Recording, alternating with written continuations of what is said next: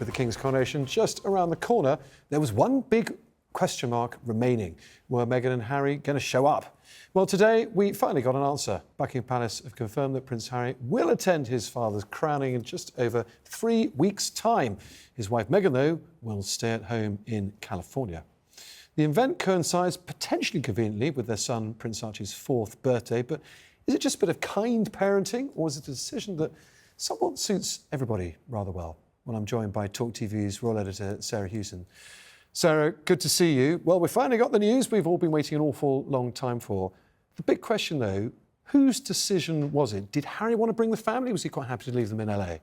We don't know who made the ultimate decision. It was announced by Buckingham Palace at 3 o'clock today, and then a very similar statement put out by Archewell. So an unusually coordinated response, you might say. I think, however they've reached this, and there's been a lot of diplomacy going on behind the scenes from Buckingham Palace to Montecito, but I think they've come to the right decision, the compromise, effectively. Harry can be there to support his father at the coronation without the distraction that would be there if the Sussexes were all in town, and they avoid potentially very embarrassing scenes for them if they're booed on the streets of London, for example.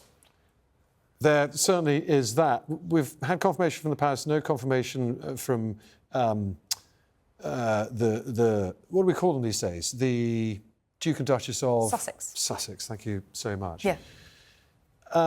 We won't get the Netflix documentary crew over following the family around. We might get, I suppose, a camera crew following Prince Harry around. I guess that was the worry for the royal family, that this was going to cause a tandem great big furore that no one really wanted. And it's exactly the same discussions that would have been had around the Platinum Jubilee and the Queen's funeral as well, which is, you know, you can come, but you don't bring your documentary crews with you.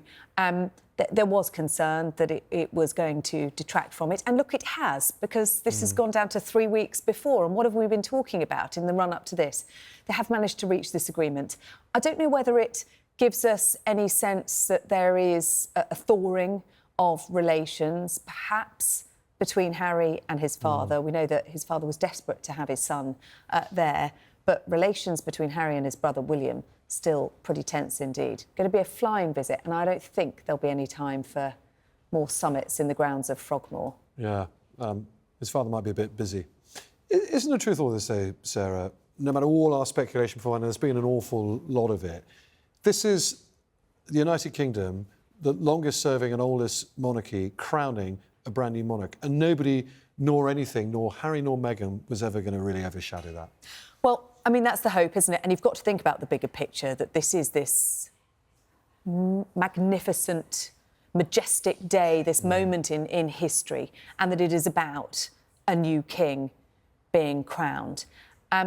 But there would inevitably have been a media circus around them. We can't escape that. If you look at the Platinum Jubilee, though, as an example of it, actually, they managed to make it about the Queen. They didn't detract too much from that because it was very, very, very tightly controlled.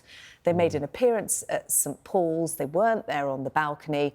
And in the end, it wasn't the big circus that everyone feared it might be. I think this will be the same. It'll be very tightly controlled. Harry is coming in, he's coming to the coronation ceremony, and then he'll be flying back to California and he'll rejoin the family, and perhaps a belated birthday celebration for Archie.